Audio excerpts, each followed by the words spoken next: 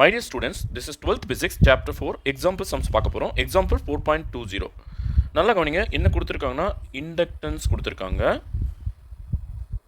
L equal to 400 mH.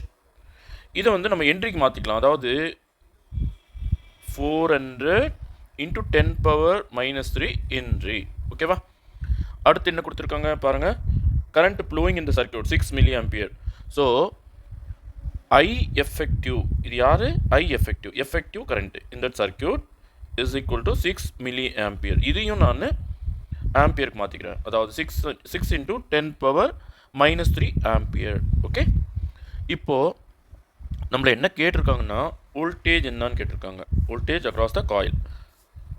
So நமக்கு இன்னொரு விஷயம் கொடுத்துருக்காங்க. ஃப்ரீக்வன்சி F equal to 1000 Hzன்னு கொடுத்துருக்காங்க.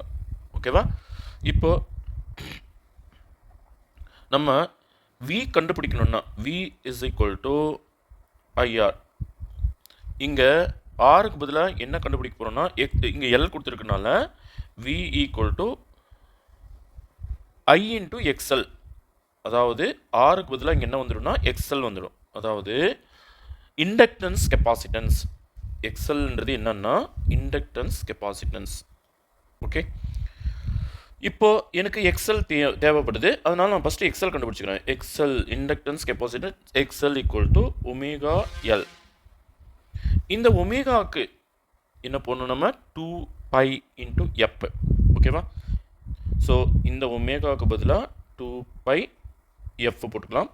பக்கம் எல் போட்டுக்கலாம். நல்லா கவனிங்க, பைக்கு வேல்யூ கொடுத்துக்கலாம் 3.14. கரெக்டாக? இங்கே ஃப்ரீக்வன்சி என்ன கொடுத்துருக்காங்க 1000 இன்ட்டு 1000. எல் எவ்வளோ 400 இன்ட்டு 10 power minus 3. ஓகேவா? இப்போது இந்த 1000 நான் எப்படி எழுதுவேன்னா ஃபர்ஸ்ட் ஆஃப் ஆல் 2 இன்ட்டு 4 800. இது ரெண்டையும் மல்டிப்ளை பண்ணிக்கலாம். அதுக்கப்புறம் இந்த 3.14 அப்படியே இருக்கட்டும். இப்போது இந்த 1000 வந்து 10 power 3ன்னு எழுத முடியும். இது எடுத்து பக்கம் போடுங்க 10 power minus 3. இப்போ இதுக்கும் கேன்சல் ஆகிடும். புரியுதா? 10 power 3 minus 3 10 power 0. 10 power 0 is 1. கரெக்டாக? ஸோ கேன்சல் ஆகிட்ட பிறகு இது என்ன பண்ணுறேன்னா 8 into 100 into 3.14 அப்படின்னு எழுதிக்கிறேன். பாருங்கள், 100ஆல் இதை மல்டிப்ளை பண்ணும்போது இது வந்து 314 மாறிடும். ஓகே, இப்போ 314 into 8 பண்ணலாம்.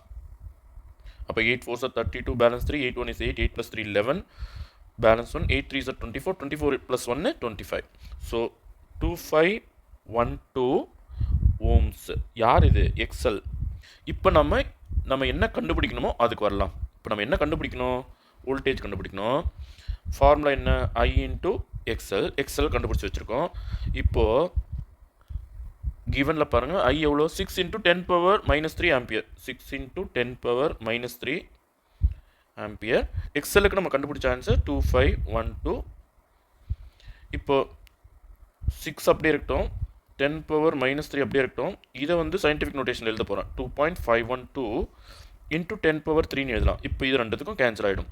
அது போக மீந்து இருக்கிறது இவங்க ரெண்டு பேர் மட்டும்தான். அப்போது 2.512 இன்ட்டு 6 பண்ணோம்னா 6 2s are 12, balance 1, 6 1 is 6, 6 plus 1 7, 6 5s are 30, balance 3, 6 2s are 12, 12 plus 3 15. எத்தனை ஸ்தானம் தள்ளி புள்ளி? 3 ஸ்தானம் தள்ளி. அப்போது 15.072 என்ன? RMS value. ஓகே.